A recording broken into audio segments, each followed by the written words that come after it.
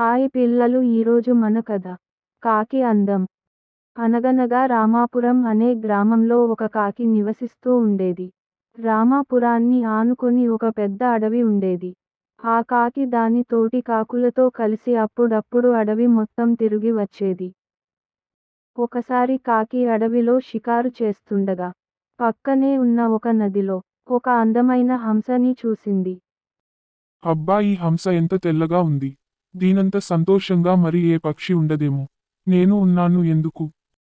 అని అనుకుంది. ఒకసారి ఆ హంస దగ్గరికి వెళ్ళి ఆ కాకి ఇలా చెప్పింది.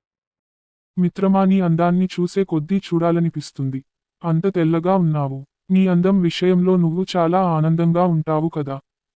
కాకి మిత్రమా, నేను కూడా నీలాగే అనుకునేదాన్ని. ఎంతో గర్వపడేదాన్ని. కానీ చిలుకను చూసిన తర్వాత నా అభిప్రాయం మారింది. నేను మొత్తం తెలుపు రంగులోనే ఉంటాను. కానీ చిలక మాత్రం ఆకుపచ్చ, ఎరుపు ముక్కుతో ఎంత కలగా ఉంటుందో కదా. అని అన్నది హంస. అప్పుడు కాకి చిలుక దగ్గరికి వెళ్ళి హంస చెప్పిన మాటలు చెప్పింది. అప్పుడు చిలక కాకితో ఇలా అన్నది. అవును మిత్రమా, హంస చెప్పినట్టే నా రంగుల్ని చూసుకొని నేను ఎంతో సంతోషపడేదాన్ని. కానీ నెమ్మలిని చూశాక అందం అంటే దానిదే అని అనిపించింది. నాకు 2 రంగులు మాత్రమే ఉన్నాయి. కానీ నెమలికి ఎన్ని రంగులో?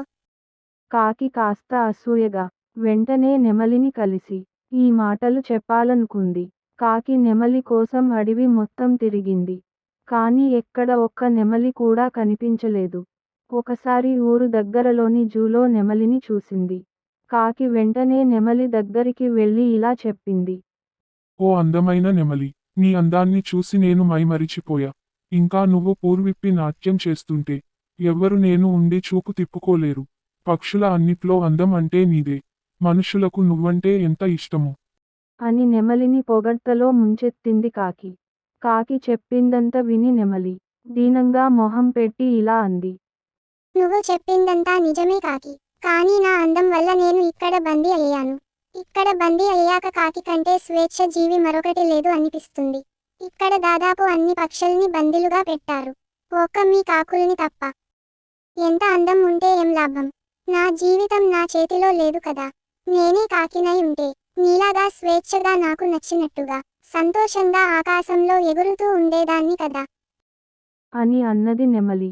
అది విన్న కాకి ఆలోచనలో పడింది. మనకి అందం కంటే సంతోషం చాలా ముఖ్యం అనుకొని అప్పటి నుండి మిగతా పక్షులతో పోల్చుకోవడం మానేసి హాయిగా జీవించడం మొదలుపెట్టింది. అలా కథ కంచికి మనం ఇంటికి. ఈ కథ నచ్చినట్లయితే సబ్స్క్రైబ్ చేయండి, లైక్ చేయండి, కామెంట్ చేయండి. మళ్ళీ కలుద్దాం. బాయ్.